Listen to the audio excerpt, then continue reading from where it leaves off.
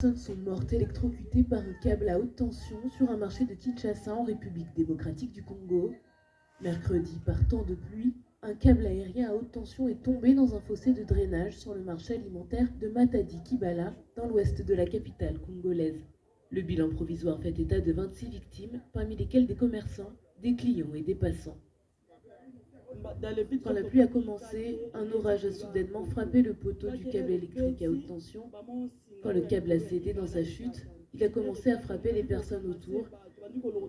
Et comme il y avait de l'eau sur le sol, beaucoup de personnes ont commencé à s'effondrer successivement.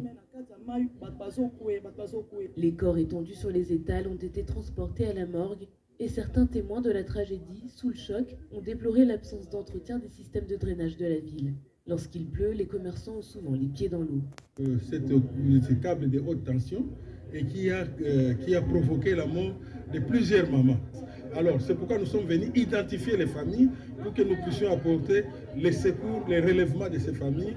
Le porte-parole du gouvernement provincial de Kinshasa a annoncé l'ouverture d'une enquête afin d'établir les responsabilités.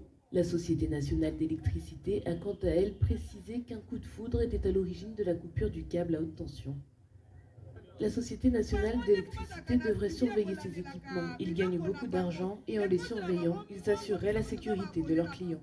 La SNL a indiqué que malgré l'interdiction de construire ou de s'installer sous des lignes à haute tension, le ministère des Terres congolais avait illégalement délivré des permis couvrant ces espaces malgré tout.